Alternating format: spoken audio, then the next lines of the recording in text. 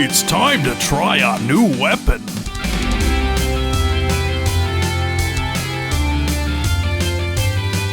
You know that guy? I like that too. That's kind of more of a deep cut, you know. Hello, everyone, and welcome to another episode of Flashback 64, the chronological Nintendo 64 podcast. I am Gooey, joined as always by my co-host McKenna. Hello. Hello, and we have some great guests for today. We have joining us principal game designer at People Can Fly Games, Jamie Smith. Hello. How's it going, Jamie? Yeah, very good, thanks. Yeah, it's evening in the UK, but it's nice to meet everybody. I'm a big fan of the podcast, so I'm happy to chat. Thank you. Thanks. Yeah, thanks for listening. Thanks for coming on. We're excited to have you, and it's cool. We're gonna have a new perspective on, which will be fun. We're also joined by author, journalist, and podcast host Alex James Kane. Hey, Alex. Hey, thanks for having me. It's great to have you. Also, fellow Illinoisan. So. Oh, are you guys in Chicago? We are. We're in the suburbs. Yeah, I grew up actually in northwestern Illinois area. So nice. I saw you were from like central Illinois. I was like, hell yeah. Yeah, like 45 minutes from Peoria, that kind of area out west. So okay, yeah, that's not too. I'm not too far. So cool. Yeah, it's good. It's good to have you, and it's good to have. It's cool to have two brand new guests. One thing we like to do, like when we have a guest on for the very first time, is to just kind of get their overall backstory, I guess, with the topic of our show in general, the N64. So, well, Alex, I guess if you want to start it off, how did you encounter this? Was this a big console for you back in the day? Yeah, so I sort of grew up with like Super Mario Brothers 3 on the NES, which was sort of in the living room, and it was sort of my dad's thing, you know. And then one day we sort of went to Kmart and got the 64, and that was the first console that was ever hooked up in my bedroom. Star Fox 64 was the first game I ever got as a gift in Christmas of '97. So it was the first video game I ever felt like I owned it. It was mine, was Star Fox 64. So that, you know, it's very warm and fuzzy that way. It's sort of that game that feels like a little piece of going back and going home, you know, that kind of that weird, you know, childhood bedroom thing. You know, you can't go back there, but you can replay Star Fox 64. So, you know, that's kind of the story as far as, you know, as a big Mario 64 fan, big GoldenEye fan, big fan of like Banjo-Kazooie and Mission Impossible and Ridge Racer. And, it was, you know, it wasn't my first console, but it will always feel like my first console. You know what I mean? That's kind of how I feel too. Yeah. Like the first one when you're like, probably the prime gaming years, right? Yeah, exactly. Bringing it home at like, what, 6, 7, 8, you know, playing it. Yeah. Same. Okay, that's cool. So Jamie, I'm excited to talk to you as well because I think you're our first UK guest. Were you were living in the UK at the time the N64 was released? Yeah, that's it. I was just growing up, so I think when the N64 came out, obviously at that time they had different release schedules in Japan and the US and England and so on. I didn't get one on release. And the story with me is that I did have a Game Boy before Nintendo 64, so that was the only Nintendo device I had. But I jumped straight from kind of the 8-bit era to the 64 kind of bit era. I didn't have a PlayStation, I didn't have a Mega Drive, you know, Genesis and things like that. I just jumped straight over. Same, yeah. So for me, I remember I went to school one day. This was maybe I was in primary school, you know, the early third grade or something that you might have in the States. I was 7, 8, 9-year-old. My parents came to pick me up after school, and they had a giant box, and inside that box obviously was the N64. But that was a shared presence that me and my sister both had, because we had a kid's kind of bank account, and we saved up our little pennies and pocket money, and we put that money together, so we owned the N64 50/50, and then my parents kind of paid the other half that we couldn't afford. I got an N64 with my first ever game and one of my favorites, which is Diddy Kong Racing. And nice. And then in terms of Lilac Wars, I call it Lilac Wars because obviously it's got two different names. It's one of the first games I'd come across where it had different names in different regions, and because I'd never played Star Fox before, when I hear the name Star Fox, I think I have no idea what that game is. But when people say Lilac Wars, it's the sequel. So that's pretty cool. But for me, I didn't own Lilac Wars until late in the N64 cycle. And there was two main reasons. One is that it was a very difficult game to get a hold of in the UK. And the second one was, if you could get a hold of it, you had to buy it with the Rumble Pack, which meant it was an extra £20, an extra $30 or $45 or something like that. And yes, I ended up getting it as part of the Platinum kind of collection towards the end of its time, where they had the new rare kind of box releases. And I ended up selling my whole collection. And all of those Platinum releases are highly sought after. So that was a big regret. Oh, yeah. So that was I neat. hate that feeling. Yeah, like when you're younger, it's like you don't care about the holding on to them as much. And then now I'm like, I could never get rid of anything, but I still feel the sting of like all the games I'm rebuying games now for the show that I used to own, and now I'm like, this game is $40. Like, do I really? Oh, I wish I had it still. Yeah, that's cool. Yeah, Lilac Wars. We have that included in our description, so we're gonna totally leave you out there. yeah. That's cool. That's interesting too. You brought up the different time period, or like different release dates. Like it wasn't all uniform as much as it is now. And I think you had brought that up. I think actually, like, we've been covering the games chronologically on the show, but actually at the time we're like on our like American release timeline, I don't think Lilac Wars I don't think it comes out till, when was it? It was like says the fall? October 4th in the PAL region. Yeah. So it's not even out yet, but that's okay. We we're not strict. We're doing some time travel. A little time travel, yeah. Yeah. This brings back memories of your dad. But okay, cool. Before we actually talk about the game, let's actually talk about the timeline. We've got our patented flashback segment. Yeah, let's see what's been going on since June 26th. Star Fox comes out June 30th, 1997. I mentioned in our last episode that I was glad to be over the Puff Daddy hill, but I don't know what I was talking about. The song "I'll Be Missing You" by Puff Daddy is like, it's like an 11-week run at number 1. So Nice. We're just kind of. And then there's more Puff Daddy to come later. So there's just so much Puff Daddy. I think we mentioned these songs before, but this time period was, I think, dominated by the songs "Mbop," "Bitch," "Return of the Mac," and "Look Into My Eyes" by Bone Thugs and Harmony. So we've been jamming those a lot, which are all classics. For the second week in a row, the number 1 album is still that. I don't know if you guys heard about this album, Butterfly Kisses.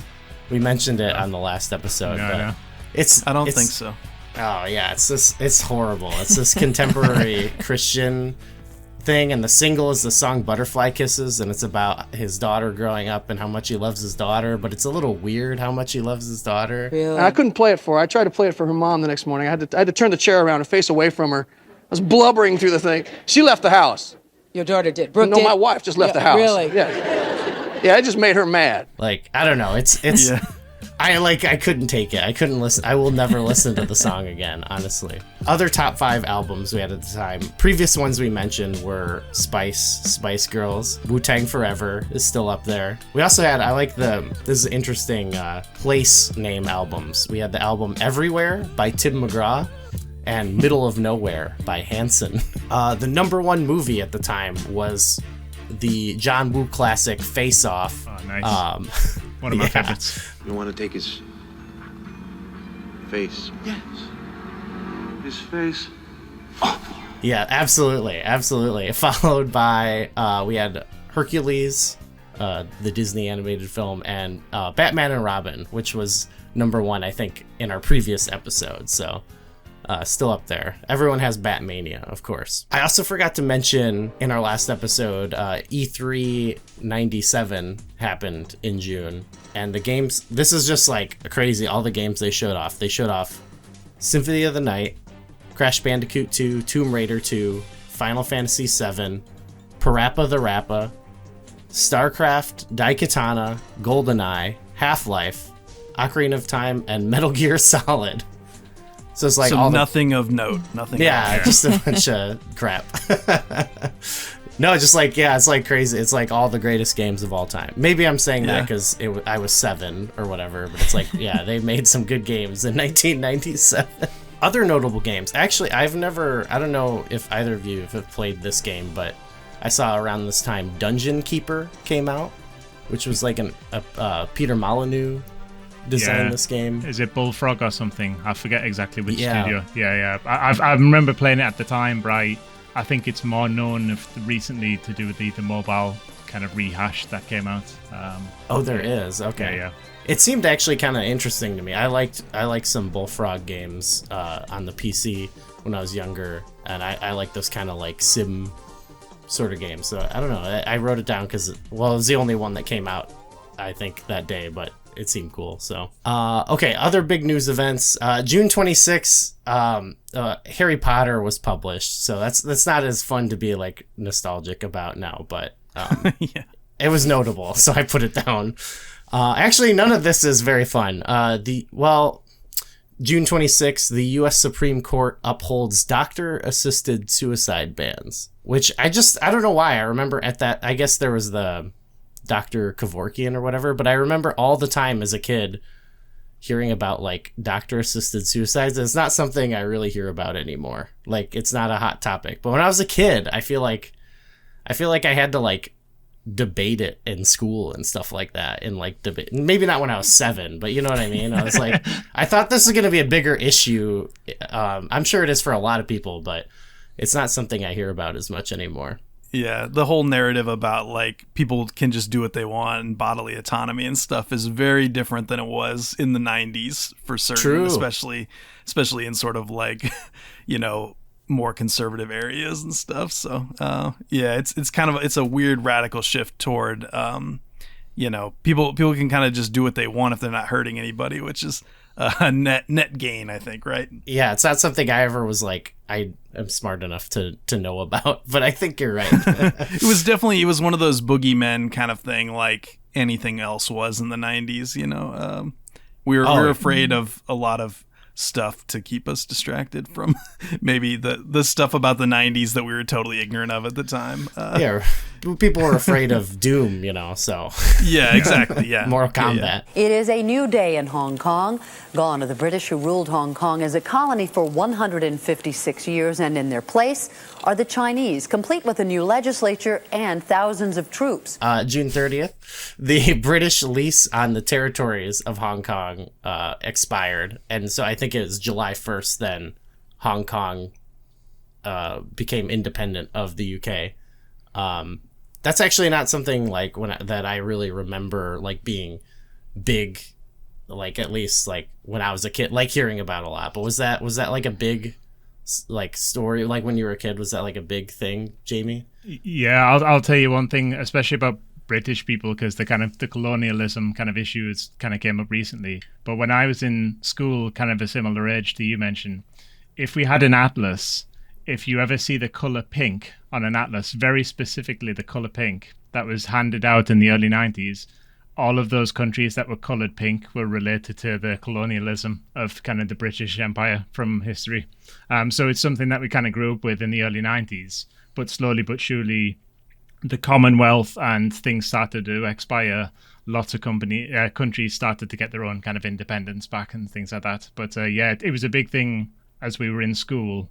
But nowadays, it's something that a lot of people are trying to kind of shirk from the country. There's like a lot of coping at the time, right? Like exactly. They couldn't let it go. Yeah. Okay. Yeah, well, definitely. I think we have to.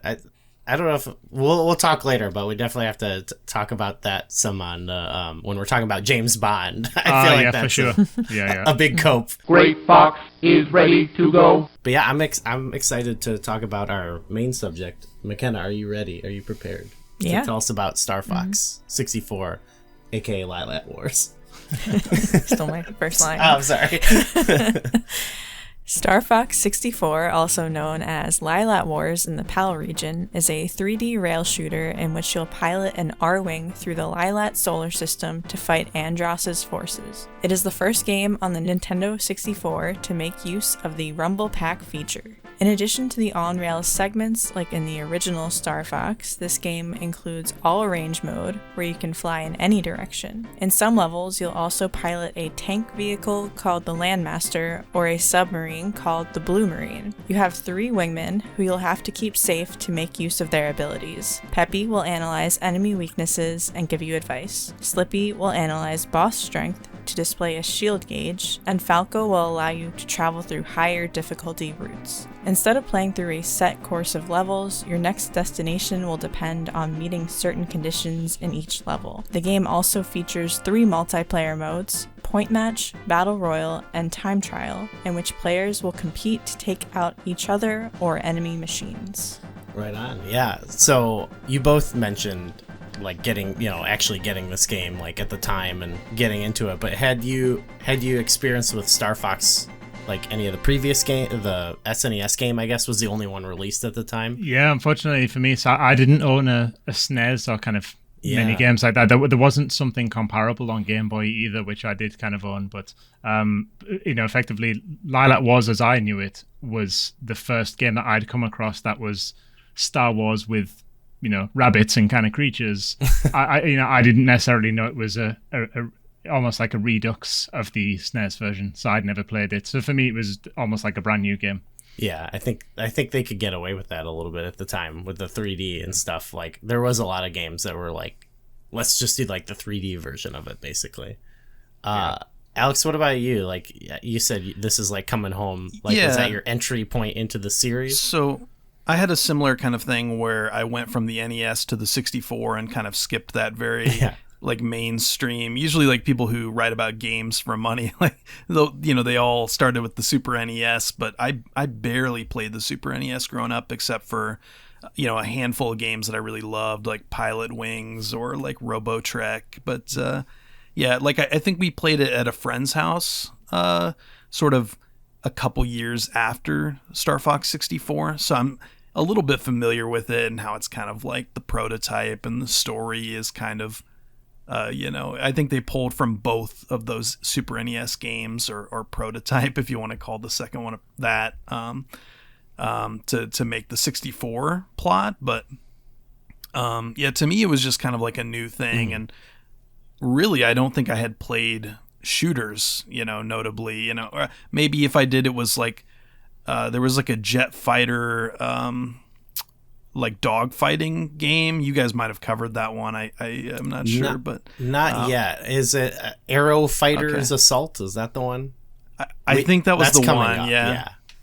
Okay. Yeah, I might have played that before Star Fox, potentially. I don't know. My memory is blurry, but yeah, to me, Star Fox is kind of like my first shooter, my first science fiction game. Oh, right. Definitely my first encounter with the series. It was just, I don't know if I even asked for it for Christmas. It was just sort of like my main Christmas gift is kind of my memory, and maybe my dad thought it looked cool. I couldn't really tell you. It does look cool, but to be fair, so it hit, Yeah. Was it? You said like it's like was it like something you were immediately like, I love this game, and you were just deep into it? Yeah, I think so. There were a couple main reasons. I don't want to like cut into like your later outline for the show, but please. Like, there were things that are very notable about Star Fox that kind of made it novel. Like, so there's a lot of voice acting in Super Mario 64, but I think that Star Fox in particular, it's like it's a 2-hour game or 3-hour game, so it's sort of like structured like a feature film, like every line is voice acted, I think, which was weird for a 64 game. So it was kind of like playing a Top Gun, Star Wars kind of thing, right? Like it's a movie that you get to control the character, and you can sort of make that corny generalization about a lot of those games, but definitely it was kind of novel at the time, the way it was doing things. It was sort of like, if you look at SWAT Cats or that kind of media, that sort of fits this. You're kind of like sort of vibe, some like bantering with your buddies as you do cool action things in space, type vibe.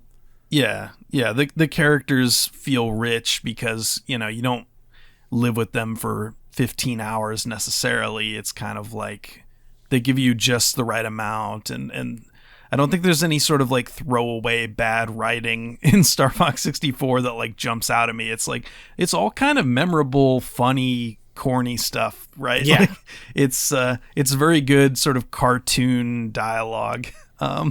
Yeah. That, you know, my dad could probably quote those lines. He probably hasn't played the game for 20 years and he could quote the game, you know. There are some lines that it's like some of the things they say it's some classic stuff, like to the point where some of it is, you said corny, some of it is like, okay, like this is a line that is just from Star Wars. You know what I mean? Like they just Yeah. but it's also like very, you know, some of the writing even in Star Wars is like the very obvious thing to say, you know, like it's iconic now, but you know, like I got a bad feeling about this. Like that said, Yeah, it's like, yeah. well, yeah, okay, like everyone says that in everything now, you know. But yeah, I like the voice acting. I feel like all the characters, like we mentioned this in our we talked about the SNES game in a previous episode that hasn't come out at the time of this recording, but like all the characters kind of say the same thing to you, but they have to like find a way to like make it,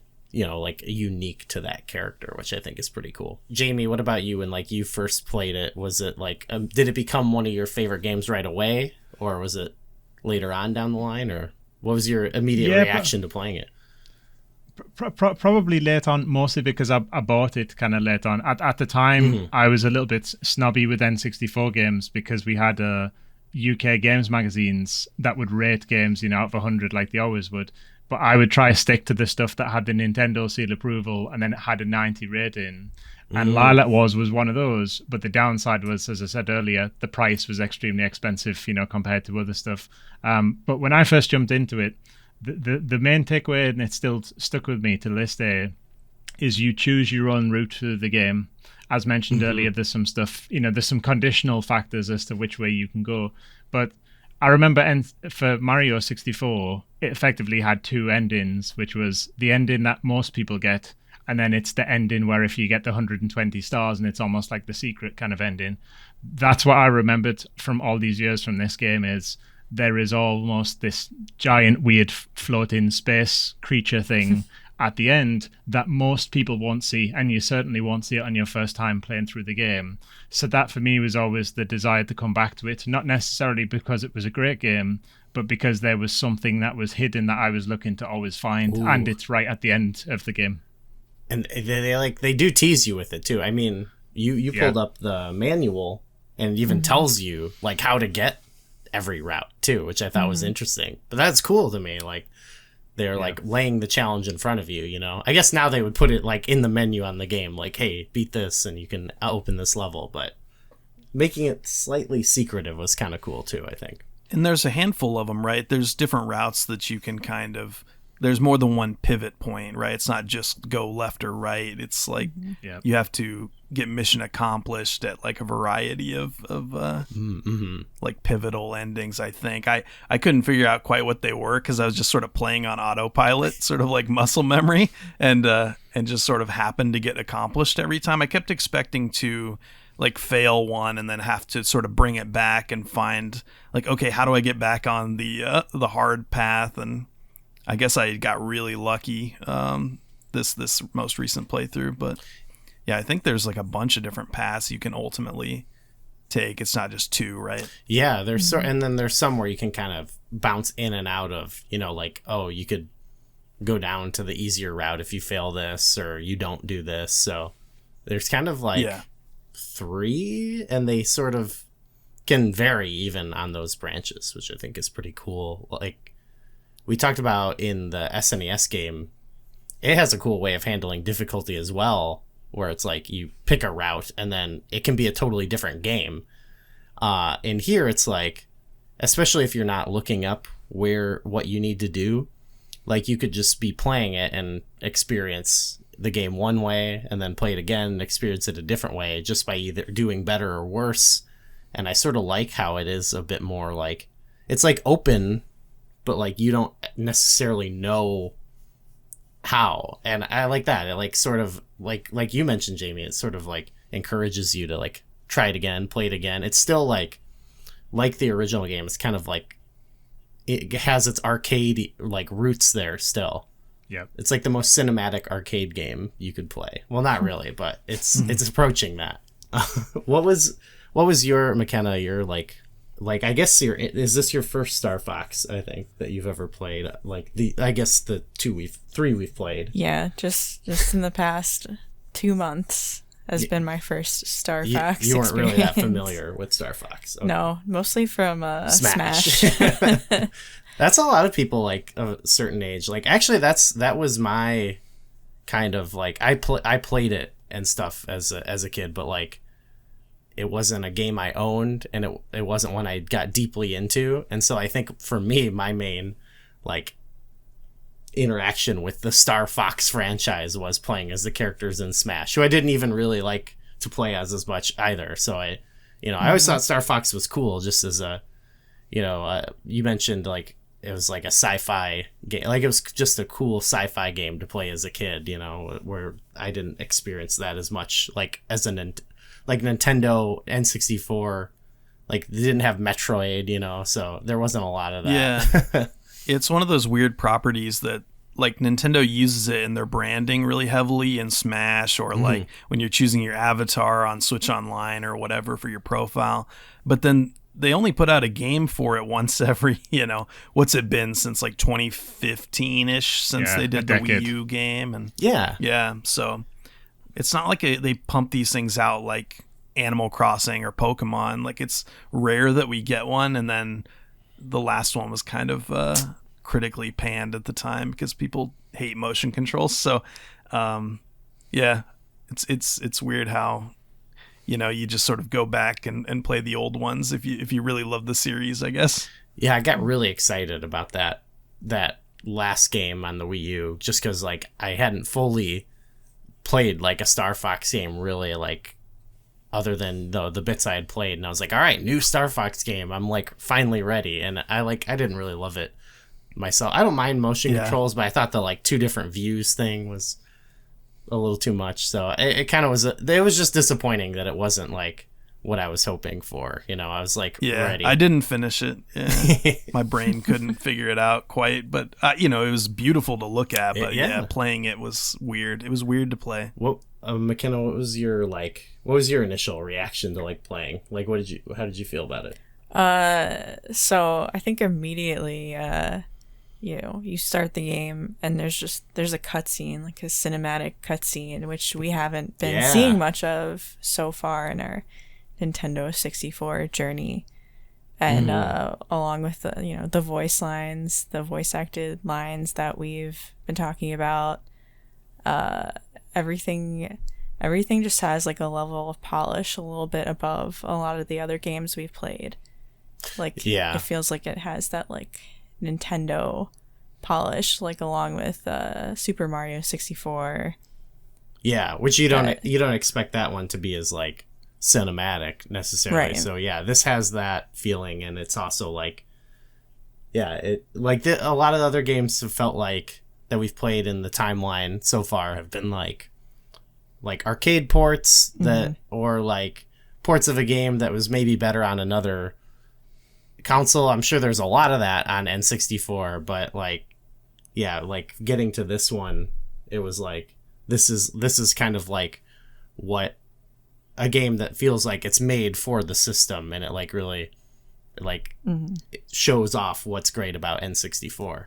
And the Koji Kondo music as well. The music, I think that the music kicked in, and I was like, oh, this is like Ocarina of Time style music. Yeah, it has like the same like kind of sound. A lot of like the cadences. Yeah. It's like if you didn't know, you could think it was a Zelda soundtrack for sure. We talked about the music. Yeah, the music is really great.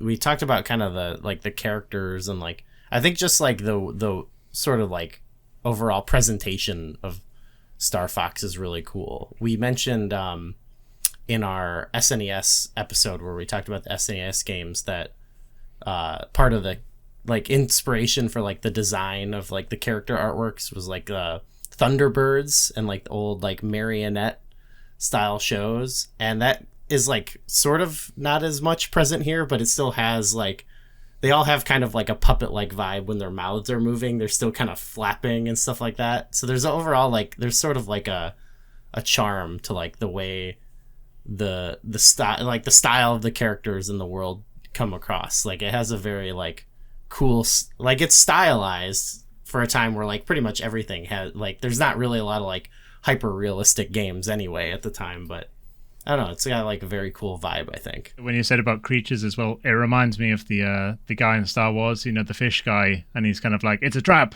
And it's when you see him say that, his whole face stays completely still except for his mouth. Yes. And I think that's how it felt like with some of the characters in this, is their expressions are either completely still, their heads tilt to the side, or their mouths just kind of flap up open. Yeah. I think they even say that line in the game, right? They do say it's a trap. Star Wars is definitely a big, it's obviously a big influence. It couldn't not be, but we even, in our last episode, we saw that the same day as the original Star Fox game came out, actually a game called X-Wing came out. It was a Star Wars flight simulator game.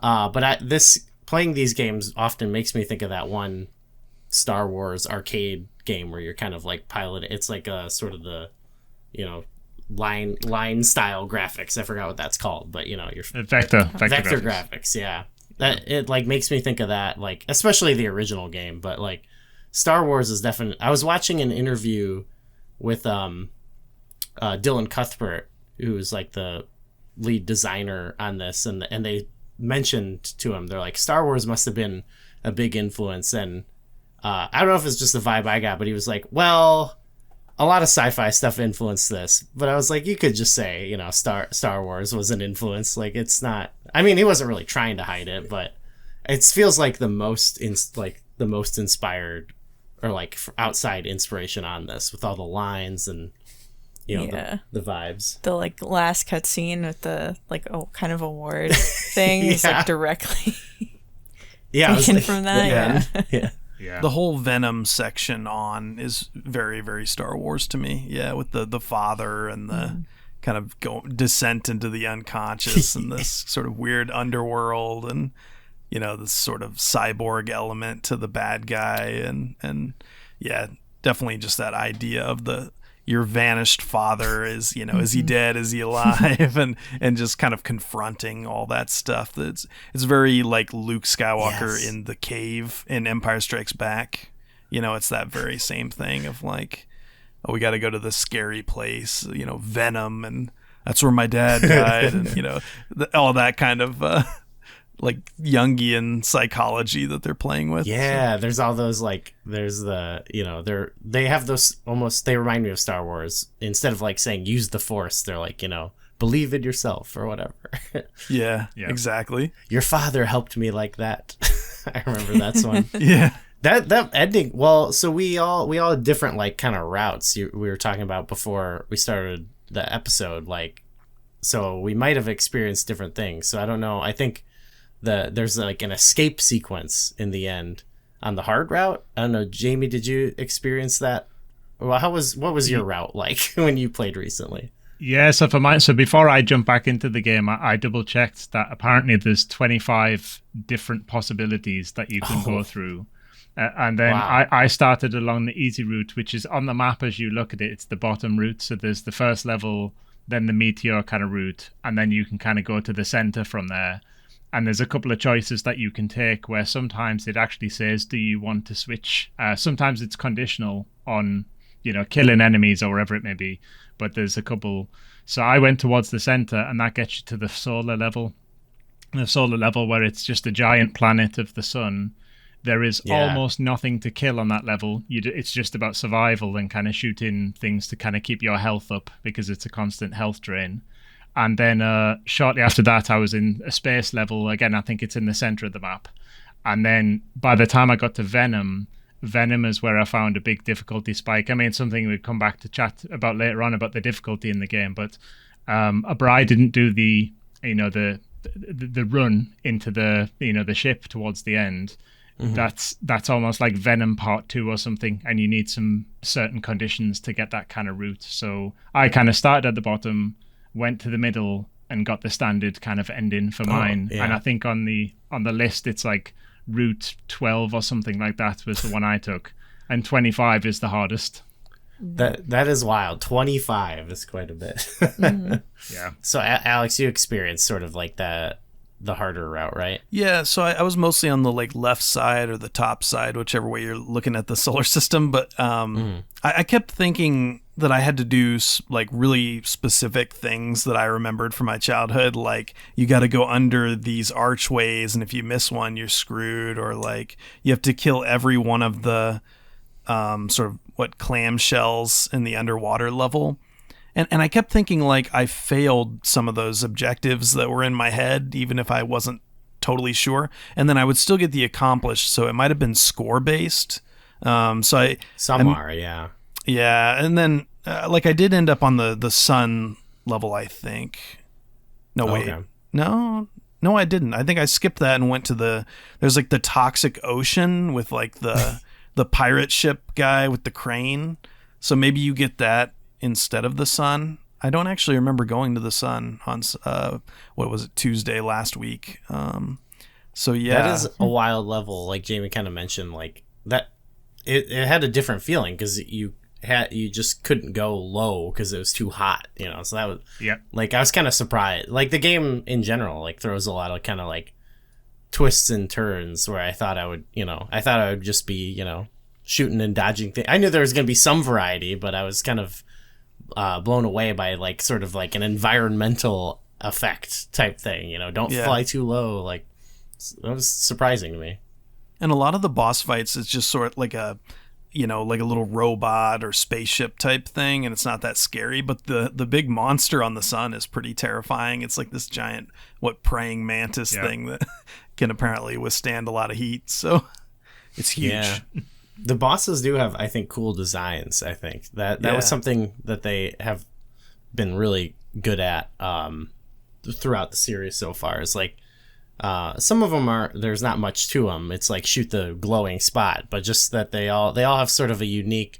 They kind of remind me of like Zelda bosses where they have a unique sort of gimmick to them that's memorable. Some of them are more memorable than they are like challenging, but some are actually pretty tough too. Is there some bosses that you like? Yeah, one that was more memorable for me was you're in the Landmaster, and it's like I don't know what the planet is. It's like a sand planet, but you're like driving through and fighting all these enemies, and I think you're going to save Peppy. Yeah, there's one where if you like. There's one where you can like lose Peppy. I think it's like optional, and then that leads to another one where you have to go save Peppy, that's a pretty cool way. So you're in the Landmaster, and you have to you can use your jetpack like thing to like fly up and roll and avoid this monster's attacks. It kind of some of the bosses feel like almost like Zelda bosses. Yeah. Like they're almost like prototype Ocarina of Time bosses. Yeah, for sure. I definitely could see that. Yeah. Yeah, so like with you mentioned the different vehicles. That was also pretty cool. That was something like there was the sort of in Star Fox 2, which didn't get released, sort of had that switching between the walker and the ship, but this one like kind of I thought it was kind of cool. Like it designed whole unique levels around it, and that was something that I was like always kind of appealed to me about it as a kid. Like it was so simple, but like there's like a tank level that kind of blew my mind. I think that's cool that they like kind of had like these bespoke different vehicles. Some of them you only drive once, but it made for a more I guess more variety, made it more cinematic. It really made it feel like bigger than the previous game. Yeah. It also suggests that they're not just pilots as well. They're adept at doing different things. But I remember when I got to the tank level, it was a bit strange for me because I forgot about the level entirely. I played it again recently. And it doesn't tell you the controls until partway through the level, which is not ideal kind of either. So I'm killing the enemies, and you get the kind of the gold circles that you can pick up to expand your health. the first 2 or 3 of those, I just didn't pick them up until I started to kind of hammer on every single button on the pad. And then just as I started to do that, Peppy chips in and says, hey, if you want to float in the air, push the shoulder buttons or something. But it feels like you're not supposed to learn the controls, or at least you're not supposed to master that level the first time through. Yeah. Because they're artificially delaying how long they tell you before what the controls are. Before that point, you have to guess. Yeah. Yeah, you think that was intentional because it's like they want it to have like the... I guess for me, it made me think of an arcade game where we were at the arcade this weekend, and we were like, all right, let's play Popeye, and we start playing Popeye, and okay, let's walk. Oh no, here you get blasted off the screen because you didn't know this was gonna happen. There is something about like the trial by fire learning the game that's fun, but maybe it's frustrating when you're like, you could just have told me that. Yeah. And I think another part of it is obviously they didn't have many loading screens because the game is loading so fast off the kind of the solid state. So they couldn't rely on that kind of thing.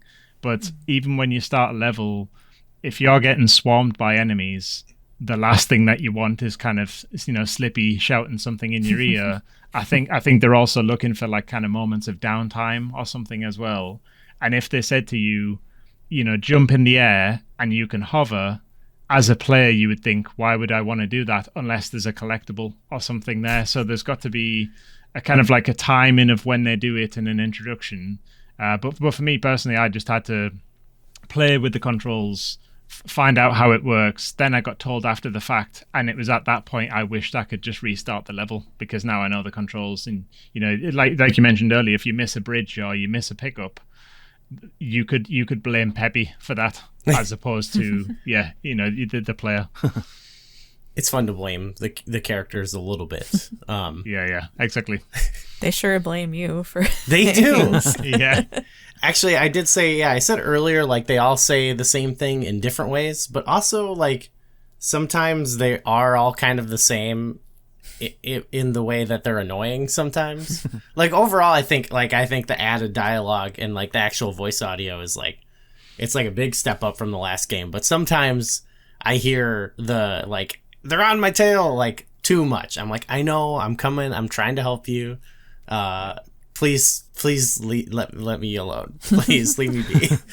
You saved Falco's life, and he's like, I guess I should be thankful. Like he's just pissed off that you saved him. I do like that he's kind of got that chip on his shoulder. That is pretty cool. At least like the other characters are, more grateful. So I'll give him that. Yeah, is there like we kind of talked about the characters, but does anyone have a favorite character in the game? I guess you don't get to pick one to play as, but who would you play as if you could? Peppy for sure. Peppy, yeah. He's the wise one. I kind of like that. Yeah. They do a good job. I actually think they do a good job with like kind of the, they all are kind of like they're all sort of based in these, much like the dialogue, based in like kind of these archetypes, so like these trope kind of elements. But like I think they do a good job of like having each of the characters sort of embody the thing they're from like movies or whatever that they're trying to convey. And I think like Peppy is kind of the Obi-Wan Kenobi or something. Yeah, totally. Really works. Slippy's Jar Jar. That's like this. The kids are gonna love this guy. That's what they're thinking. Yep. Except I mean, well, I love Slippy. I'll say Slippy is probably in Star Fox 2. That's who I play as. But Jamie, do you have a favorite of the characters? Yeah, in some ways, I do like Slippy in the sense that he has lots of kind of funny lines more than anything else. I think there's one of them I jotted down, not the line itself, but the notion of it. There's one moment where you're flying on the kind of the solar planet, and it says, "Oh, please keep up with me. Our ships are really good at kind of manifesting heat so that they won't burn and things." And then literally 30 seconds later, Slippy says, "It's too hot in here." So there's always like loads of contradictions, with Slippy. But if I could choose, I probably would choose Slippy more so because I think that I've kind of funny voice lines that you would hear more often but from the character's perspective, not having them shouted at you. Because even that when you mentioned with Falco and you save his life and he seems to kind of throw it back in your face, I would prefer that I was Falco shouting that out to somebody else as opposed to somebody shouting out at me. And it's the same thing with Slippy. I don't want Slippy to say the annoying lines to me. I want it to project it. Project it outwards. Yeah. I think a lot of people as kids probably wish they were like Falco, being like the cool, snarky one, right? Iceman. Yeah. Iceman. Yep. Yeah. Yeah. There's, again, another classic archetype that they're getting across there. Did you have a favorite? Rivali. Rivali in the new Zelda games, definitely. People, I mean, that's the obvious comparison. People, I guess, what I wish is that they had brought the two characters from Star Fox 2. Yeah, what the hell? They just dropped them? That seems silly. That was the weirdest thing, is that and then they did introduce a new girl character in this one, but that was annoying. All her lines were just about how she's a girl. It's like that was the worst writing, I think. Everyone's just like, "Look out, I'm a girl," and that's all anyone had to say about her. It felt like she was a love interest feminism. from yeah.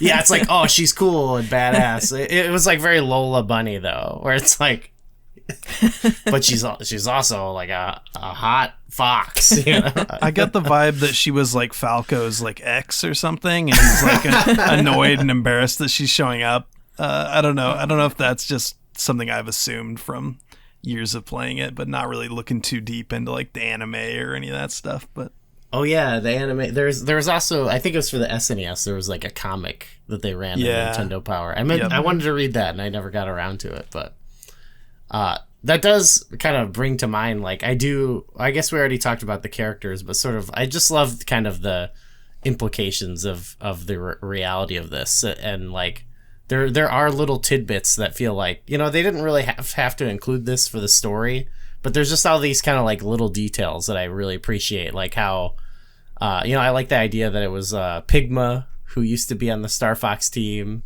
who betrayed Peppy and James McLeod. I kind of like these different little dynamics that, they didn't really have to include that for the game to be great, but it just adds a little bit more. And Andrew is like Andross's like nepo baby nephew, right? like I think it's his uncle.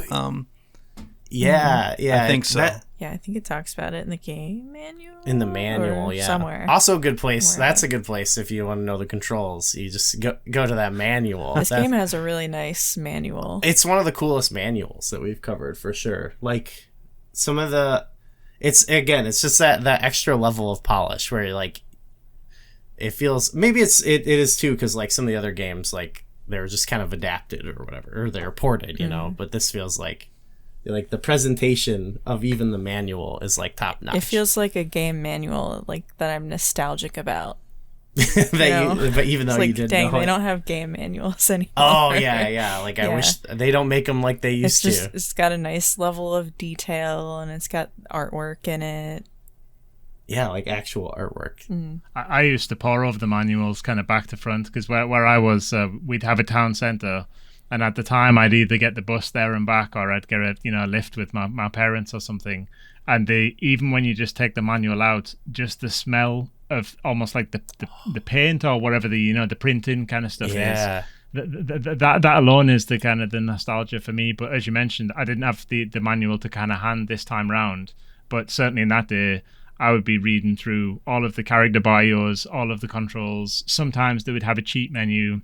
They would have notes pages at the end of the booklet, so you could write your own kind of manual notes and things. That was super cool. Yeah, Nintendo really went all out with like the professional illustrations too for like Star Fox and especially for Ocarina of Time, I would say is kind of the peak of those sort of official artwork being in like manuals and strategy guides and things. It starts to get less interesting after this era, in my opinion, too, like with the art, because it's like, I mean, some people don't just do this, but a lot, it just became like just pictures of the models, of the character models or whatever, where like, up until now, there's some like abstraction to it that like, I actually think adds to the vibe of the game itself, where it's like you're playing it and then you're like imagining the art style that you're seeing, and it just feels like, I don't know, it feels like you're like looking in on like a different world, but you don't see it exactly the way like you're supposed to. I don't even know how to describe that feeling, but 100%. There's some mystery to it, you know? Yeah, if there's good illustrations like accompanying the game in some way or some other kind of multimedia aspect, it gives the sense of like a world that exists, as opposed to, you know, here I am and the fairy is waking me up and I'm supposed to go talk to this tree or whatever, you know. It's like, no, this is like a big fantasy world and here's the map, you know, check out this map, right? That kind of thing. So it feels almost like when you see like portraits of people from like 300 years ago, you know what I mean? And you're like, that's like, I don't know, you're looking at a picture of George Washington or something. You're like, this is what he looks like, kind of, but not really, you know, I don't know. Yeah. Maybe that's a weird comparison, but I like the art style of our early presidents. What did you think about the bouncing around, the difficulty? Like, did everyone like find that, like, when you're playing, Jamie, maybe you could speak to this, like, that it was like sort of matching your gameplay? Like, did that add a lot to the actual level, like experience level to level? Yeah, I mean, the difficulty is actually the stuff I've got the most kind of notes about in general, in the sense that the path I took, I kind of just fell into that path. I wasn't necessarily trying to take a specific route. As you mentioned, like, the variety was more interesting to me than maybe the challenge, aside from a couple of kind of certain bosses. But some things I did notice, which is pretty cool, and it's a bit subtle, but you can see this. If you let your health go down, your number of lives, and you let that get to 0, the number of item drops that you will get that will boost your ship will increase quite significantly. Oh. And I got down to 0, so it's basically got some kind of dynamic difficulty in the game, which is pretty cool, that even if you're having a hard time, that it will kind of help you in the moment. But the persistence of some things in the game can make life very, very punishing. So you'll collect items that will give you extra health, but then you go to the next level, your health resets. Yeah. But if you accidentally shoot Falco, he is out for the next mission. So there is some stuff that persists across levels. There is some stuff that does not persist. And I think because of that inconsistency of rules, you can screw yourself over. And I think one of the reasons I got stuck on the Venom level was because I had a really powerful weapon, and I can't quite remember if your weapon does persist or not, but when you start Venom, if you fail it, you go back to the default gun, the default kind of firing lasers, and that makes it extremely difficult. It's a bit like you said earlier with old arcade games, like, you know, Bango Eye or Darius or something. You get these ships that have 600 guns on them, you know, it's like Rocket Raccoon. And then when you die, you go back to just using the pea shooter, you know, the spud gun or something. That's something I definitely I struggle with that a lot, especially when I was playing the original one on SNES. Like the harder routes, especially, like, there were some where if I lost the like dual gun, it would be like it's over, and it's like, you know, so I'd have to get as far as I could perfectly. On this, I feel like just in general, the difficulty, I feel like this happened kind of gradually, but maybe the transition from like SNES to N64 and on, like, they kind of toned down the overall difficulty. So I did have some big moments like that, but it wasn't as, like, I think because the game sort of adjusted, it wasn't as brutal, I guess. It wasn't as, like, make or break comparatively, I guess, for the SNES compared to the SNES game. But it definitely still, that does persist for sure. Yeah. Alex, how about you? Like, what did you notice, like, about, you said you didn't even feel like you could get the different routes, right? I sort of, like, lucked out and just ended up getting mission accomplished every time. So I think it was just because I was shooting at everything I could possibly and kind of like slightly deprioritizing like whether I saved anybody. And so by the end, I lost 2 of them in the fight with Star Wolf, like, you know, before the Andross fight in the hard version of Venom. So in the hard mode version of Venom, instead of having like the first half of the level, you just fight Star Wolf come back, and like they might have like cyborg attachments, and they have like upgraded ships that are really hard to catch up with. So like your sort of dog fighting flight skills are really put to the test, I guess you could say. And I ended up losing like Falco and Slippy, or 2 of them there.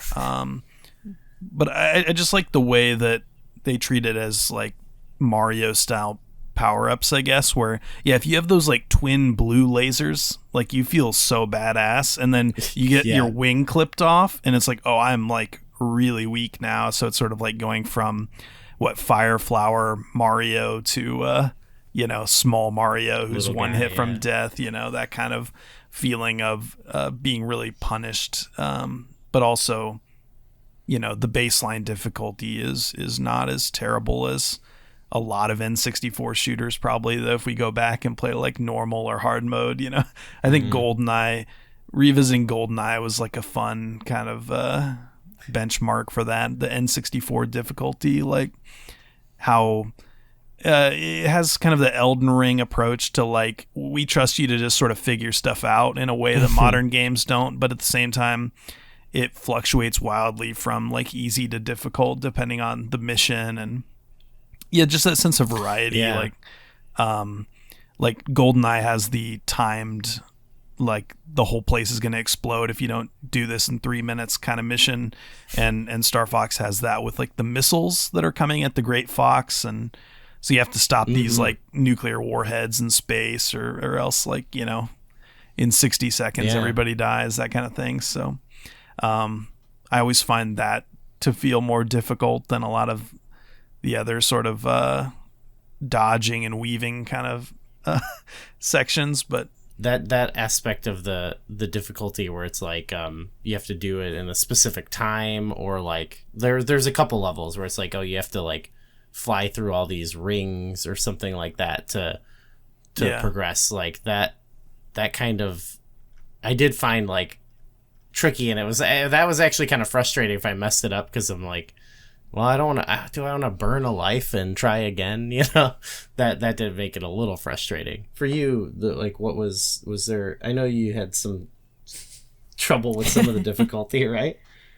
Yeah. Well, I think it helped that like we played through the game together. So we did. Yeah, we played it a couple different ways. Yeah. Well, we first played it like on N64, just on our real life N64, and that was fun. That's like one of the best ways we can play. Certain games lend themselves better to that. Like some games are like, it's probably just better if we play co-op or we play on our own, but this was one that was like fun to pass back and forth, especially if one section is giving you trouble, and so the other person can try it, because sometimes someone just tries something you didn't think. That's one thing with the difficulty, is there's certain like enemies that I'm like, where it's like I can't tell if I'm doing the right thing to kill them, and I'm trying different things and I'm not sure, so that gave me a lot of trouble. But then one thing I would say is that this game, I played it over and over on Christmas break, just on Switch handheld, and I played it over and over and over, and once I did know those little tricks on certain enemies, like I was pretty regularly just like blasting through even the hard mode, and there was just stuff that I thought I would never beat, and then I would learn like something silly that I didn't know, and I was like, oh, okay, I'll just try this, like I didn't notice something was working, and then oh, okay, it's actually simpler than I thought it was. It's a weird one, because it's almost like a mix of different things. You've got the precision shooting kind of element, the pattern recognition. You've got to remember this type of enemy goes this route. If you play a certain level oh, I need to be on the left-hand side because that's where the first group of enemies are going to spawn, and then I need to go in the top corner because the laser's going to hit me or something. Yeah. But another thing I was testing earlier as well is I'm not 100%, but on old arcade games like Robotron and things, if you have a spaceship, only a tiny circle right in the center of the spaceship will actually take the damage. So it's very generous on the player. It's not the spaceship that takes the damage. It's the tiny little cockpit or something. Mm-hmm. But I think in this, not only does the spaceship take damage, but if a missile is fired towards you, I'm pretty sure if the missile hits the camera or the camera line where the camera is, you take damage off that. And that's why with some things, you can't actually avoid them. You have to physically shoot them. And even if you try move out the way, the ship move out the way, they will still hurt you, even though you physically don't see it make contact. Oh, that's tough. Okay. Yeah, I'm pretty sure. Yeah, I'm pretty sure it does that. Yeah, there's a big beam that shoots out of that sort of satellite thing near the end of the game, too. And I think that has that same effect where it's the camera or the R-Wing. That does sound right. Yeah, some of those, it's like I'm just constantly barrel rolling, hoping to survive through certain Get the sections. iframes. Yeah, it worked honestly in a lot of sections, but there's some where it's funny though, because then there's some where I'm doing that and it's not working, and I'm like, hold on, maybe let's just slow down and pay attention to this level, and then I end up not having like that hard of a time. You know, I get so like certain games I guess require you to kind of like change up your strategy, you know, and I get stuck in one where I'm like, I guess it worked more in like the SNES Star Fox, where it was like I just always needed to be barrel rolling to survive, and it like kind of stuck with me a little bit going into this one.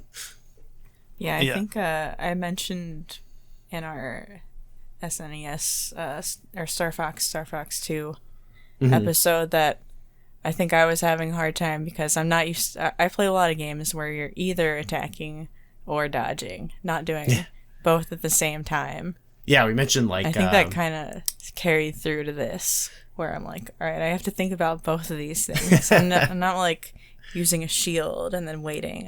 Ocarina of Time is a good example of that, where you're just like, all right, attack my shield. Okay, now I'll hit you. You know, like, yeah, this definitely it's a little bit more fast paced in that regard. I struggle with the N64 gamepad back in the day too, right? Because it's the way you sort of are supposed to hold it for like the majority of games. It's like asymmetrical in your hands, and like, so the control schemes are kind of built around this divisive, flawed thing, you know. But kind of like the Wii U, even though those are like two of my favorite consoles, you know, they're sort of unique and they make your brain hurt sometimes. But like for this, I played on an Xbox One controller, so I cheated, and that's how I managed to get to the But you know, like playing it on a Switch is probably different than the 64 gamepad, I imagine.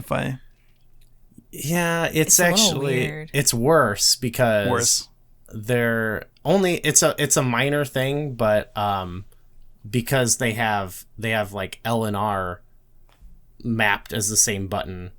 Well, in Star Fox, you actually you're using R and Z. So when you're playing it on the Switch, it maps it to where one is like the back trigger and one is the bumper.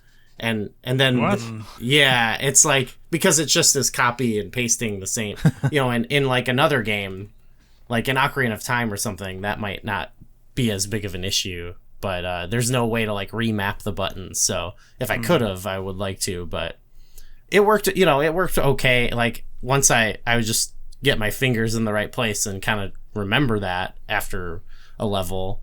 And it worked pretty good. Like I played through it a few times on break. But the ideal way to play it when I was going back on Switch is getting one. McKenna actually gifted me a N64 Switch controller, which then made it feel like that's like, then it had the right feeling, you know. It is a weird wonky controller, but like I think just because I grew up with it and played it so much, it's like it feels like home when I play it. I'm like, this is the controller I know. I don't need that left side.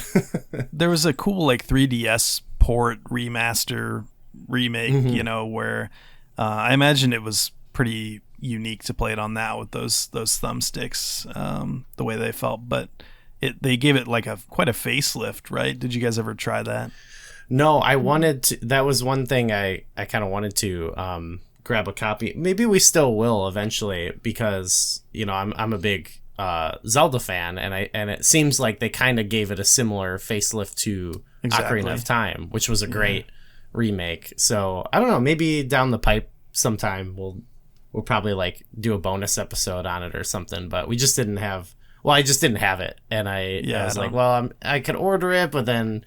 You know what I mean? I wanted to give it its due if we're going to talk about it. I just didn't want to, like, jam it in there, Yeah.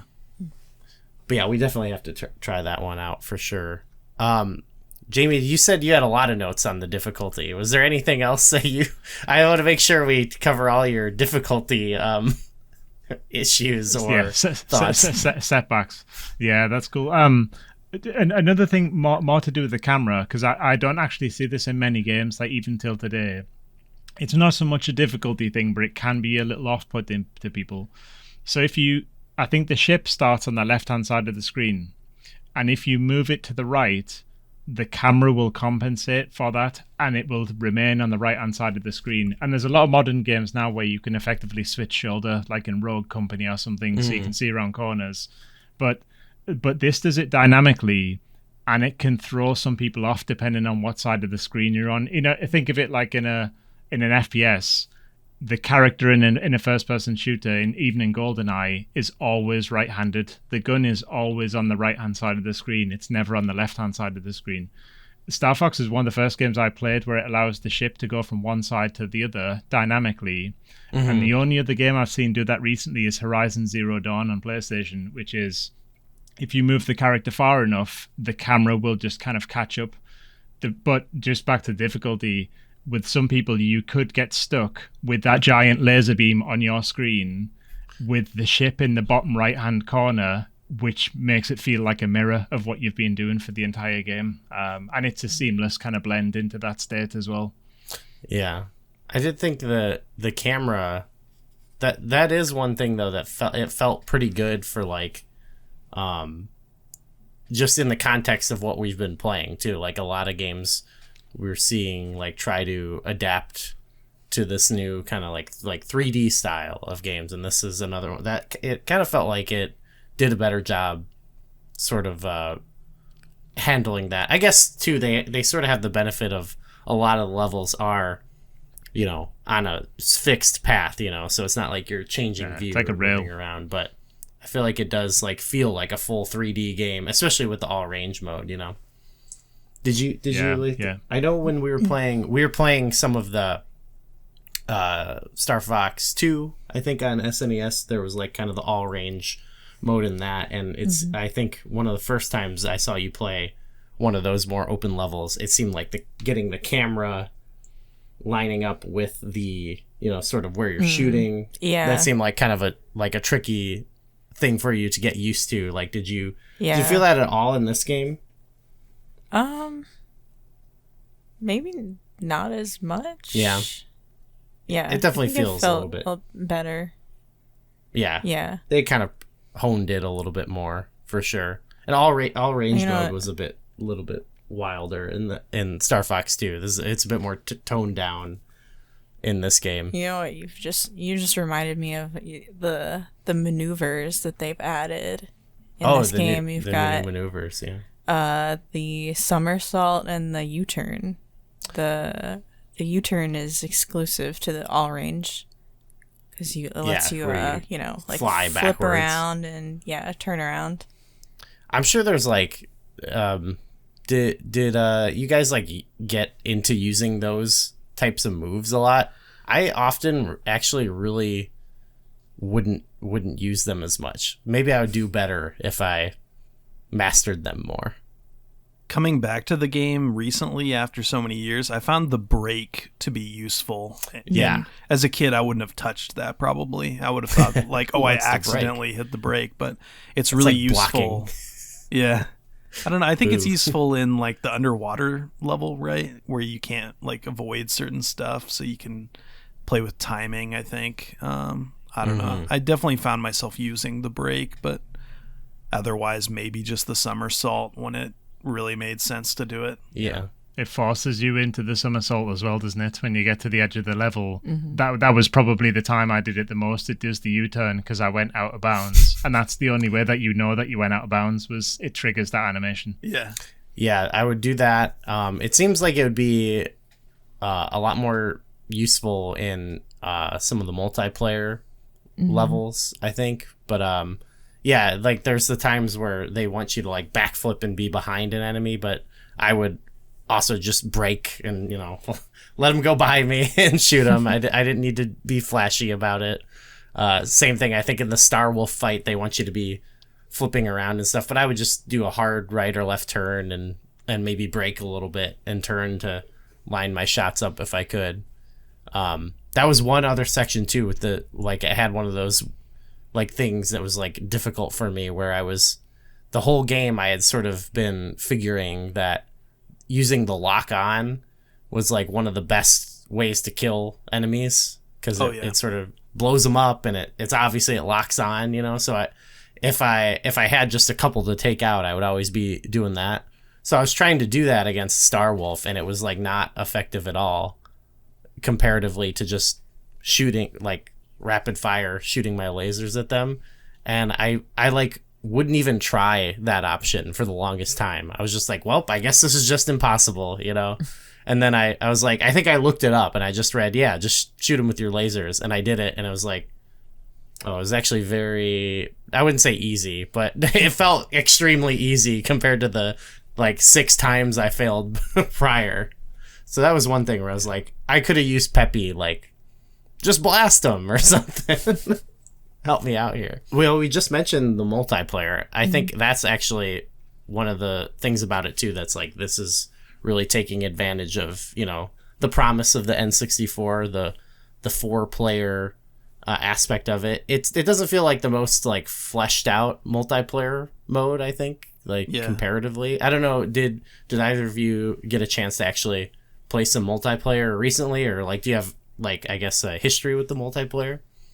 I mean, I grew up with 2 sisters and a brother, so I definitely played back in the day, but I haven't touched it in years, you know?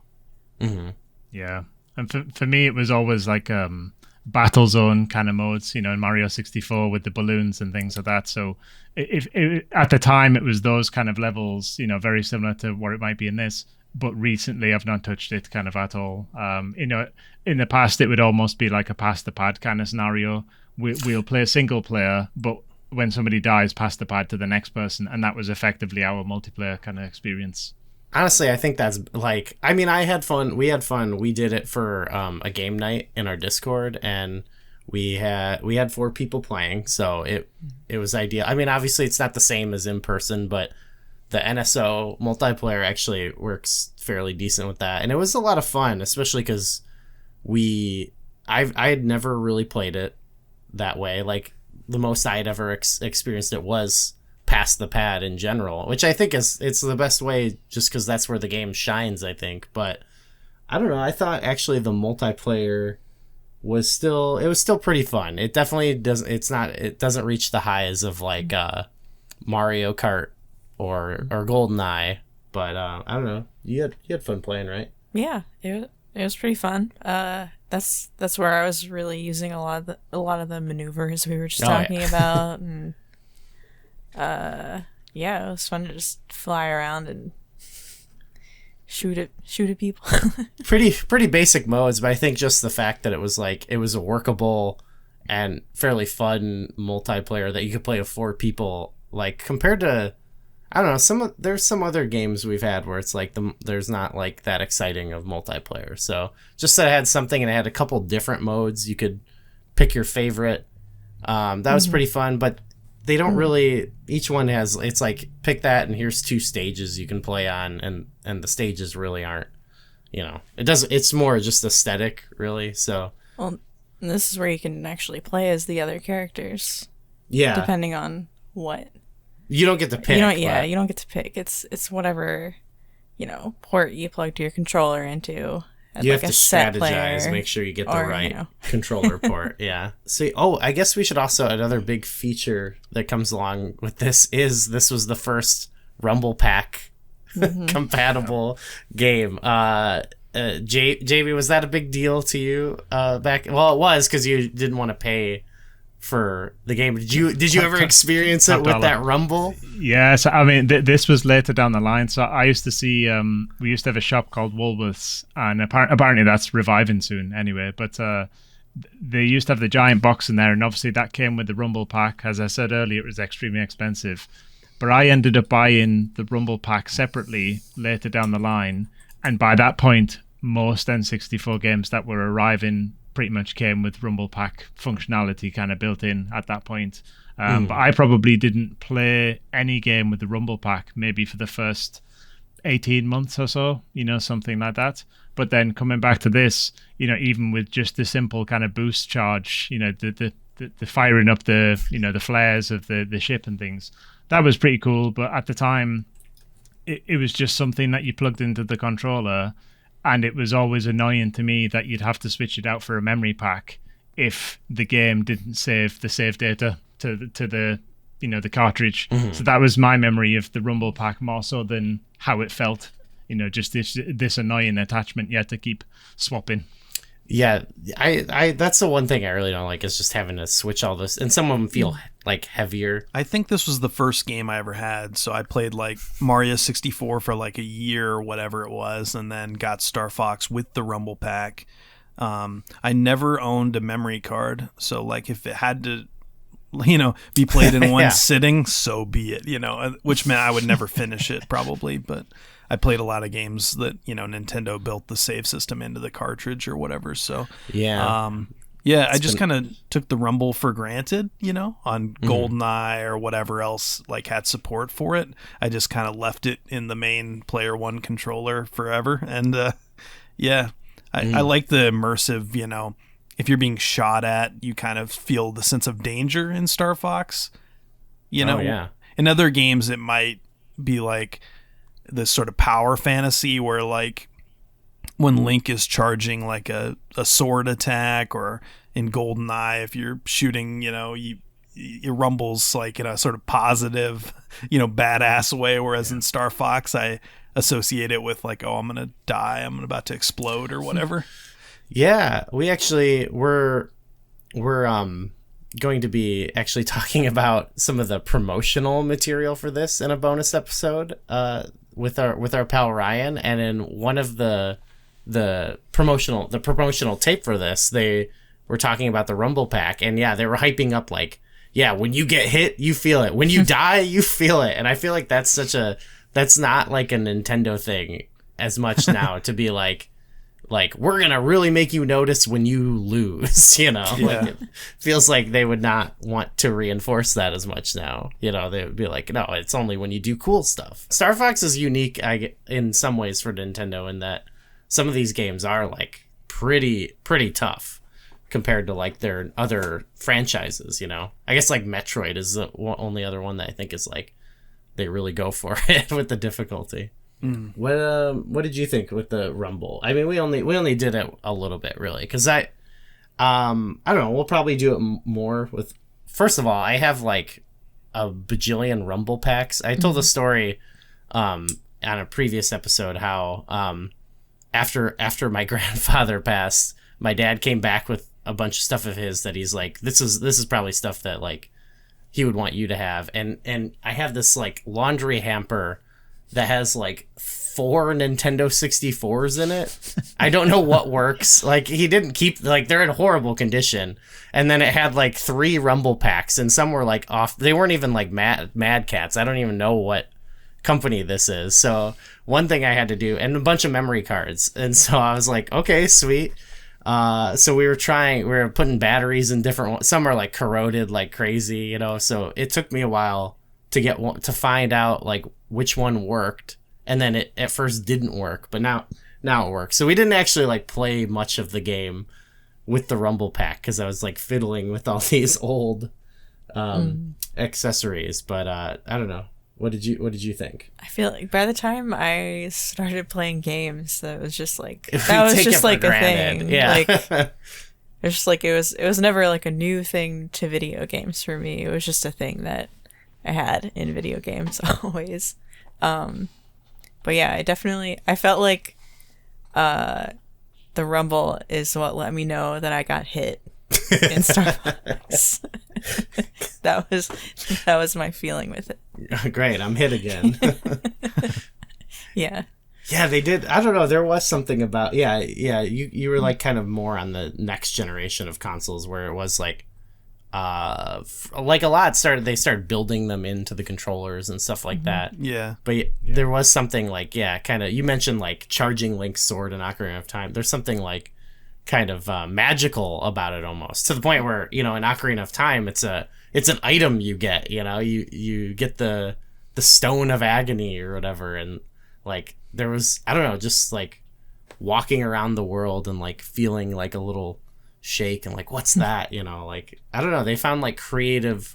Now I kind of think it should, for a lot of games, not be something you notice as much, but there was like an extra like spice to it back then, for sure. Mm-hmm. Some of the we talked about the bosses overall, but I kind of wanted to talk about, I think that the way how they presented like the whole game really kind of all comes together at the end, because there is this, they have the final Andros boss, but there's like so many different ways. I didn't even realize there's like so many different like versions of that boss, which was something present in the original Star Fox, but there's like, I think like 3 different fights that you can experience with him, which I thought was like, even now I think that's kind of crazy that it's like you could beat it, but it's like you didn't really get the actual final boss, or maybe you did, I don't know. Jamie, you just had like the regular face. Is that what you had? Yeah. In my version, it was kind of like what I would consider the Wizard of Oz kind of style. It's just this giant kind of monkey kind of thing. But I hadn't checked it since, but now that you mention that, I might be wrong, but isn't there a version that's like not a robot, but it's almost like a skeleton kind of version or something? It's I his brain. That wrong. Yeah, that's it. So you've seen something that's inside of him. Yeah, I didn't get that in this playthrough, but I just remember it. But it's the same thing I said like towards the start. It's just that even just hearing that, we both got to a boss and you had a different experience to me, even though we thought we were both talking about the same thing. That's pretty cool. It's like the playground kind of secrets kind of stuff. I had Wizard of Oz in my notes as well, because I think the backdrop is green for that first phase of the fight, where it's like, it's a facade, and then underneath, after you kind of beat him once, he either turns into like a robot looking version, which I didn't see this time, or the brain that just has like the floating eyeballs on.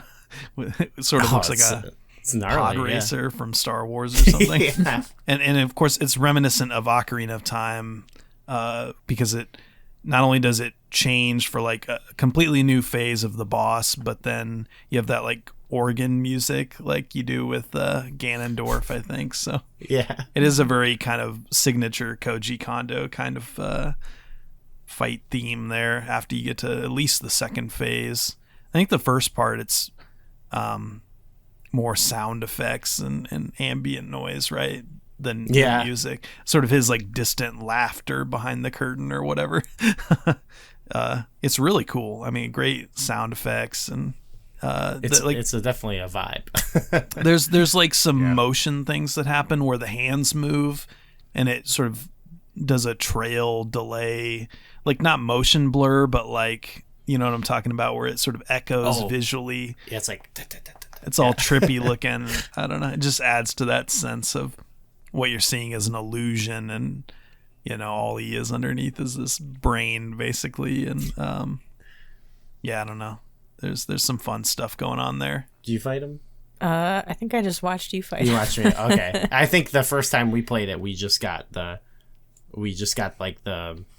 fight his fate, and I feel like that there's some tricky aspects to it, but like I think actually like the robot phase in the higher difficulty isn't really, I don't know if that one was too much harder, but it actually had the same effect as Ganondorf and Ganon in Ocarina of Time, and it genuinely surprised me, maybe because I didn't know, but like where I was like fighting him and I'm like, whew, I beat him, but then he explodes into this robot and he's still going. It kind of really did make it feel like oh, he's not giving up. He's here for one final, attempt to kill me. And then in the hardest one where he turns into the brain and you got to fight him, it actually like gave me a lot of trouble the first time I played it, and I also had that same experience of losing, my power-ups, and you kind of have to refly to him, and if you don't pick the right path, you might not get. You had to like remember which path had like the good power-ups. So sometimes I do my retry on him and I'm like, whoops, I went the wrong way and I didn't pick up anything good. I wrote the leftmost path in my notes, that if you go as far left as you can in the hard path, I think that's where you get all the bombs. Oh, okay. Yeah, and then bombs become really important. Yeah, certain enemies is like, the game does, I think, at least do a good job of like replenishing, like giving you an opportunity to replenish your health or bombs in some situations. Like this one had, he spits out the rocks, so you can kind of, I'd actually like, it's become a strategy where I'll like sit there and let him try to suck me in just so I can like fill up my bombs to max when and then take him down, without having to worry about it. But yeah, I don't know, that was great, like the way you could experience that.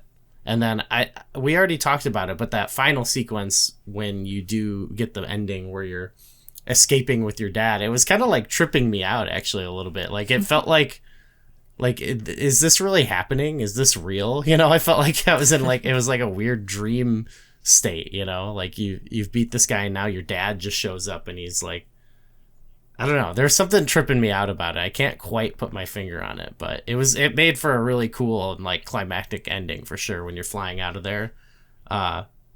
You talked about sort of just like the extra level of like, I guess, polish or like just like the epic nature of it. It felt like a big step up compared to like Shadows of the Empire, which is a game we previously had where, a lot of the cutscenes on the N64 are kind of just like the little comic book kind of panels, which are all right, but then the game just sort of, it feels like it sort of just ends, and this has, you can see a lot of like crossover between this and Ocarina of Time, which also ends with this big castle escape and, like gives it kind of this epic sort of like final act of like running out of there and, running away from the explosions and stuff. So it really ends at it is like a little movie, as you said before. It's extremely like cinematic and climactic.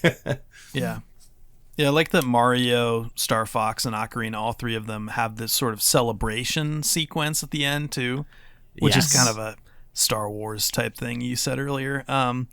But yeah, just that notion of like, oh, we've been on this adventure, and in Ocarina you sort of see all the characters and things like that. And you get that with the, the general, the dog. He like invites you to join the army or whatever. You're just like, we like to do things our own way or whatever, kind of maverick ideas. You sort of run off into the sunset. But I like that. We're a bunch of Han Solos here. Yeah. Or what's the Shadows guy again?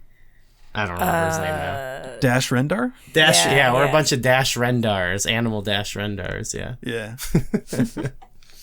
Yeah, I do like that, like everyone at the end, like just some of the even very cool, like they look like they could be like openings, like anime credits shots when they're like running with the great fox peeking on the horizon in the background. I love that. Yeah, it's chef's kiss. There's like a credit screen where it says Nintendo 1997, and I wrote in my notes or somewhere like hardest credit screen of all time. Like, yes, they were so proud of this game, and they should be, because it's very polished, as you guys have said. And but yeah, I also like, I think part of the reason it's so memorable is you sort of talk about the way the ending leaves you kind of to interpret it for yourself. It's the top spinning in Inception or whatever. Like, was that really him, or was that like your sort of inner, like, I need to move past this shadow of my, dead father and become a hero instead of the angry adolescent or whatever. But yeah, I think that's why this game is probably as memorable for me as it is this notion of like, so was he alive or what, you know? And they don't really give you that in this game anyway. So it's just sort of this timeless, fun little conversation piece, I guess. Yeah, because I don't know if that's even something they like intend. Not that it matters, but I don't know if they're even intend that. You know, I think they're just like, and then the dad. Maybe I'm not giving them credit, but you know what I mean. I think it's just something that comes out of like the way a game from that time period is presented. You know, like it's not going to have like these full cutscenes necessarily with them like talking to his dad or anything, but.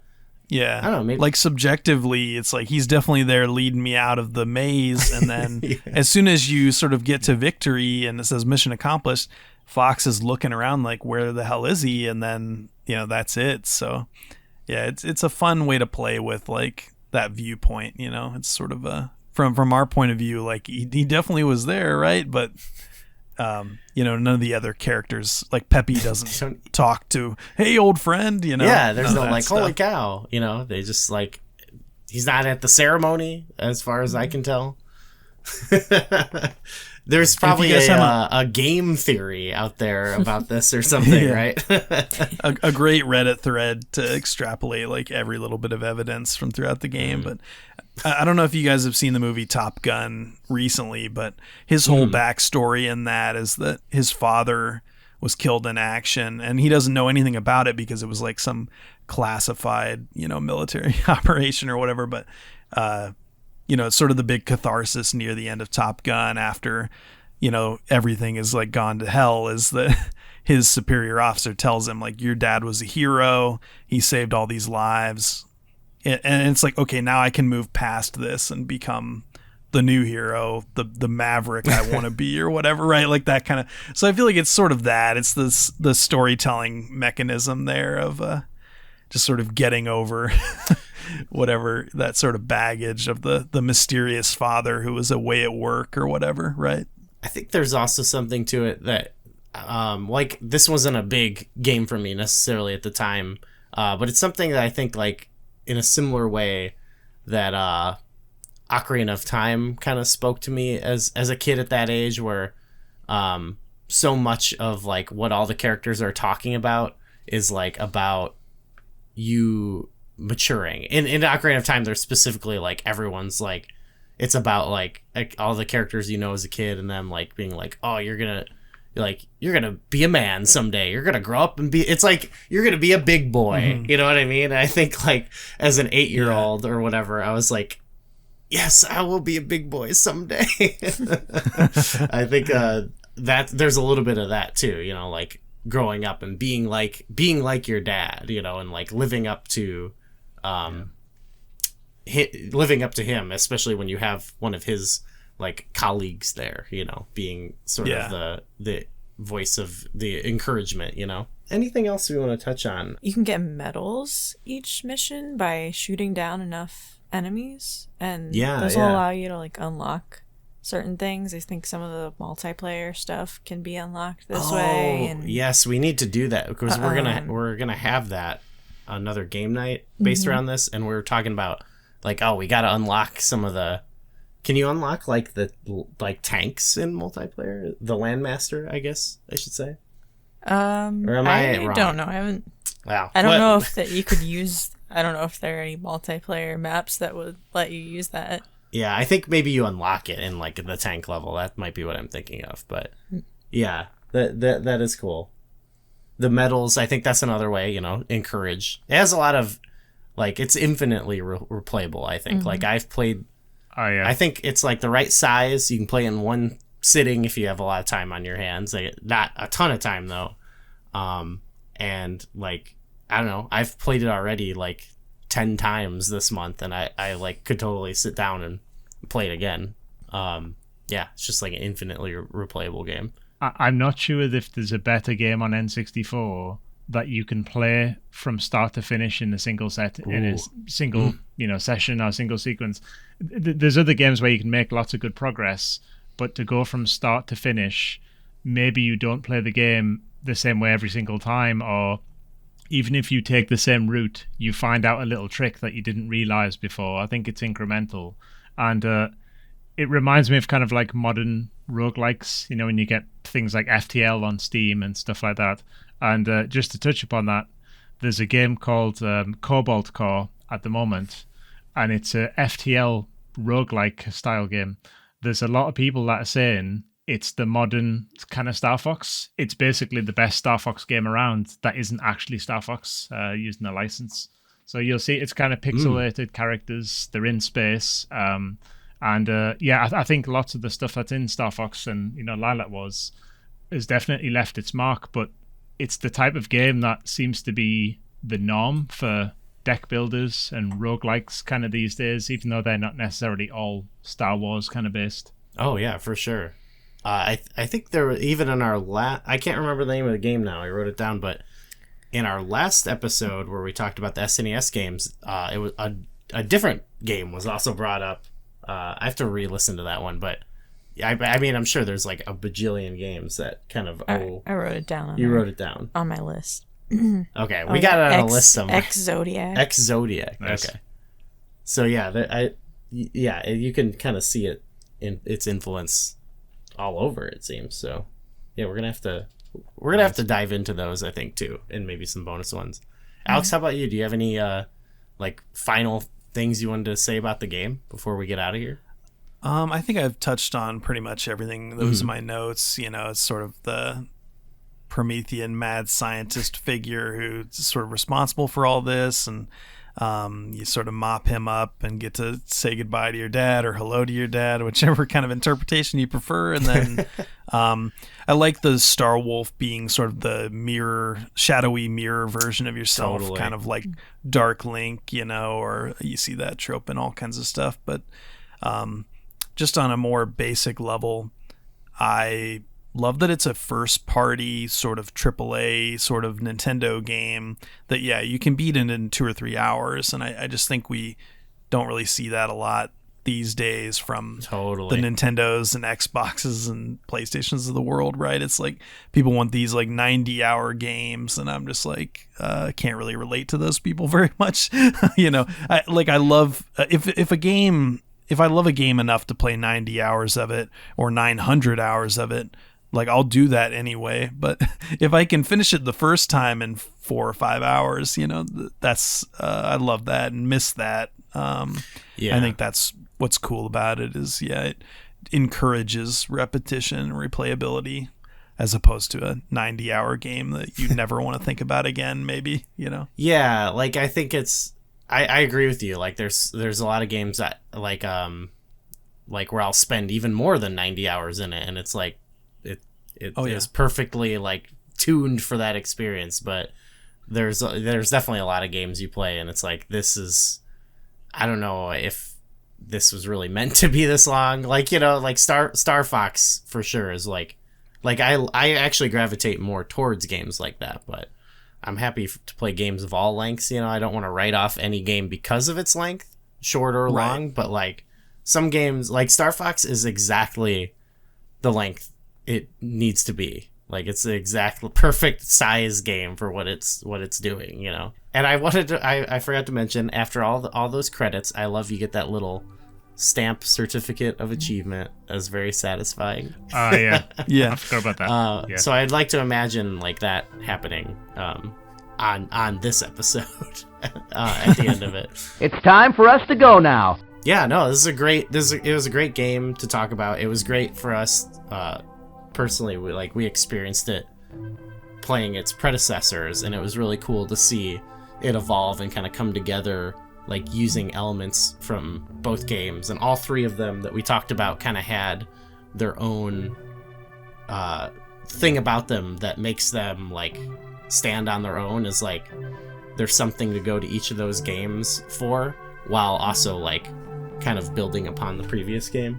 So it's just been a cool series. There's not really much more Star Fox on N64, I don't think. I think there's just, he's in Smash, but so I don't think we're gonna be like on the main path talking about Star Fox for a long time. But I don't know, I'm curious if we'll ever, we have no like plans on what to do, but I'm kind of more interested now in like some of the later games that I just sort of miss, like the GameCube games or whatever. Like I know there's some that are spoken highly of, and I've played a little bit of, you know, some of them, but I don't know, I'm just kind of curious. I'm like really curious now about the series, so I don't know, I might need to play some of them sooner, you know, sooner than later. Yeah.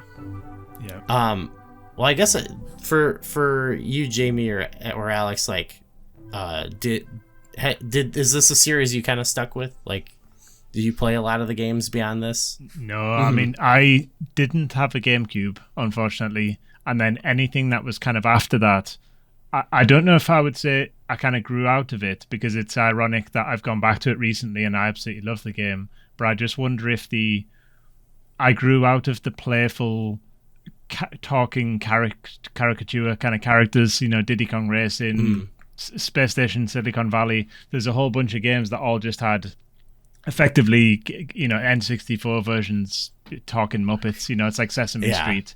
And I just wonder if there was a certain age, you know, maybe up to 11 or 12-year-old, it was great. The period of where they started making the sequels, I was probably too far out of it at that point. And then now I'm kind of revisiting it because it's a nostalgic kind of curio more than anything else.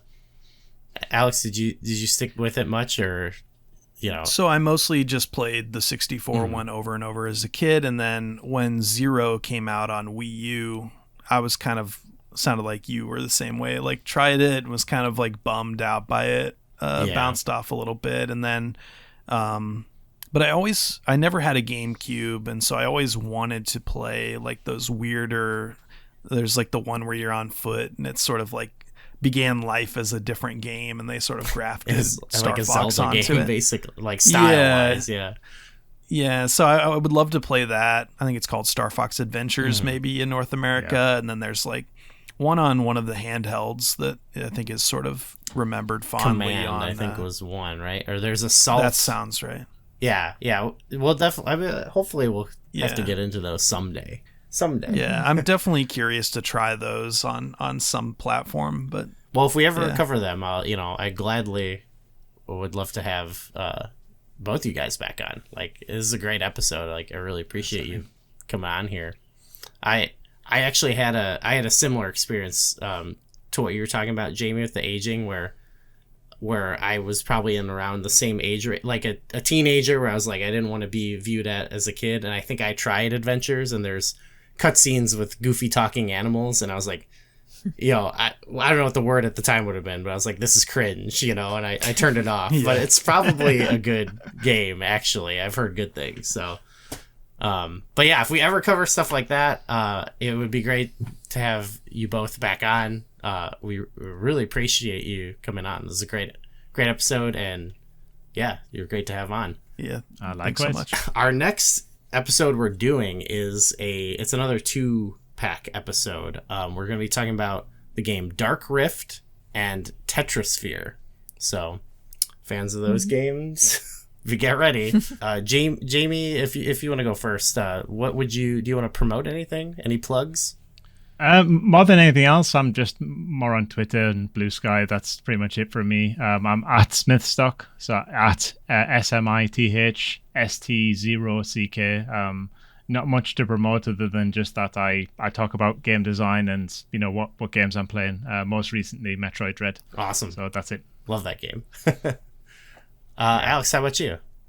Nice. Yeah, I'm on Twitter mainly, and then other places as well, as like Alex J Kane, Kane, and then I wrote the Boss Fight Books entry on Star Wars Knights of the Old Republic a few years ago, so I always mention that, I guess. Yeah.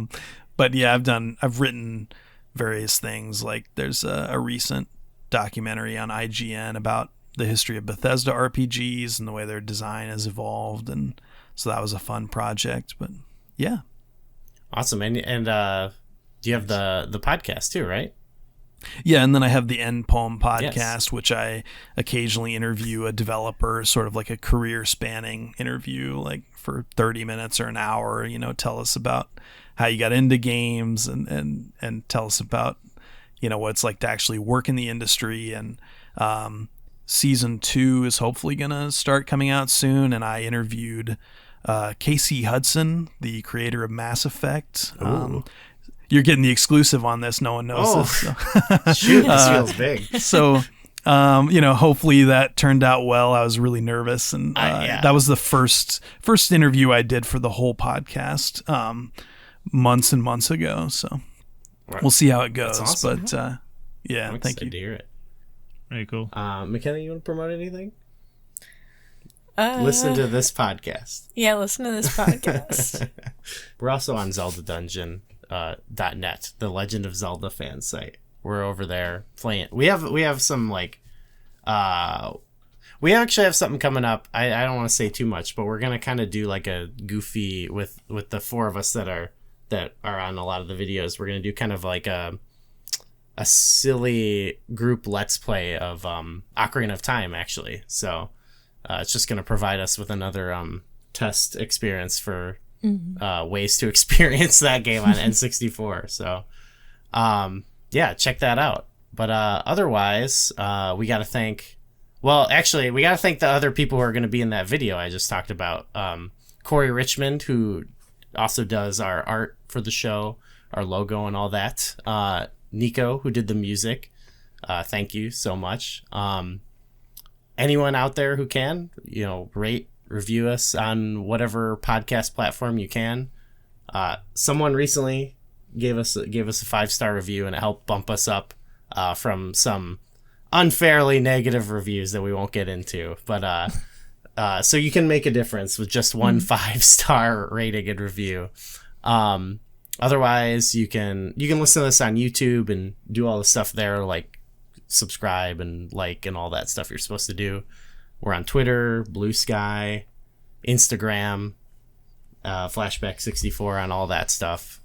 We got merch on an Etsy now, so we have 2 shirts. We have pins now. We got a lot of crap. Patreon, you can go give us $1 on Patreon.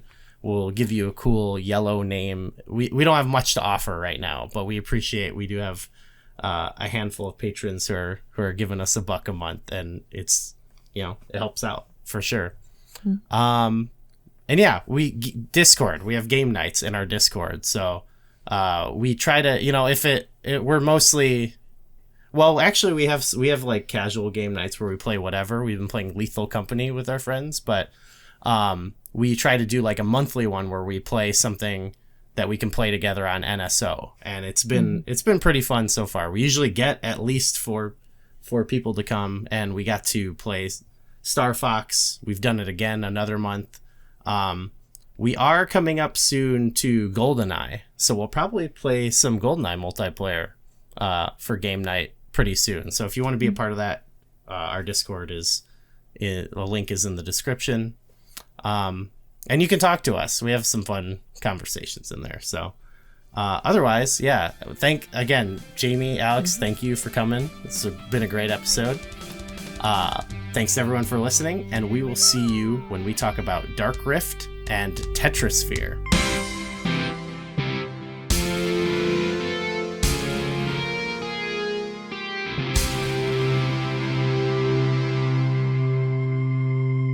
I admit defeat. Yeah. Very kind of humble, honestly. Yeah.